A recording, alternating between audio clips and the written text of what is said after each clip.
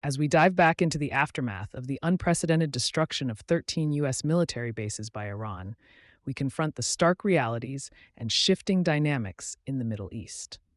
The spring of 2026 marked a pivotal moment with coordinated missile and drone strikes that caught many by surprise.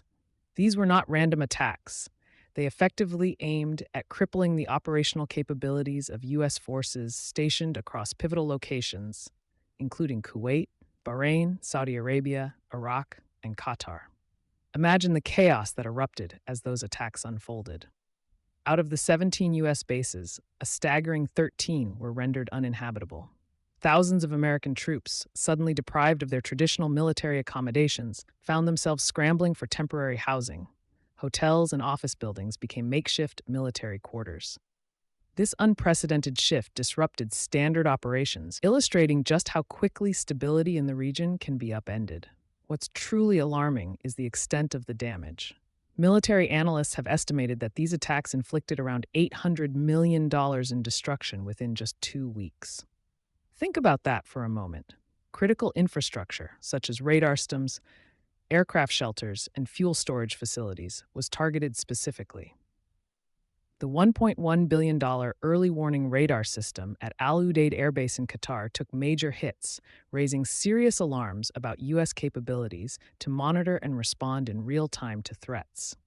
The human cost wasn't negligible either. At least 11 service members were injured during the chaos, reminding us that behind the statistics, there are lives at stake. Iran's justification for these strikes, framed as a form of self-defense under Article 51 of the UN Charter, adds another layer to this already complex scenario. Iranian officials claimed these attacks were a response to U.S. actions on their territory a month earlier. But that narrative sits uncomfortably with the U.S. government, which has vehemently condemned Iran's response as outright aggression.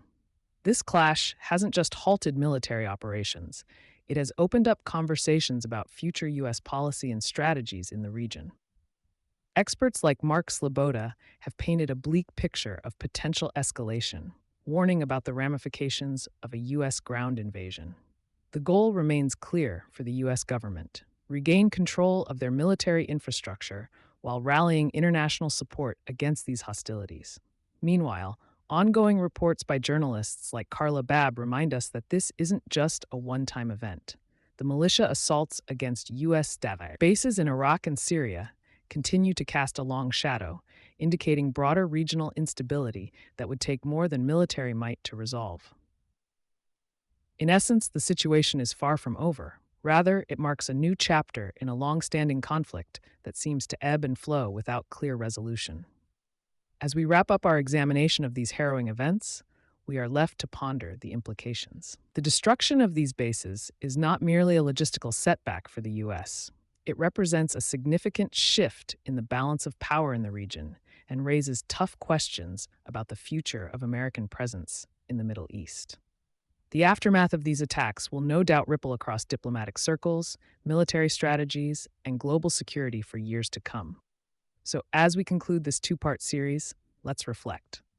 The destruction of bases, the relocation of troops, the loss of vital infrastructure, these aren't just numbers or headlines. They're critical turning points that shape our world. Thank you for joining the Fortune Factor podcast.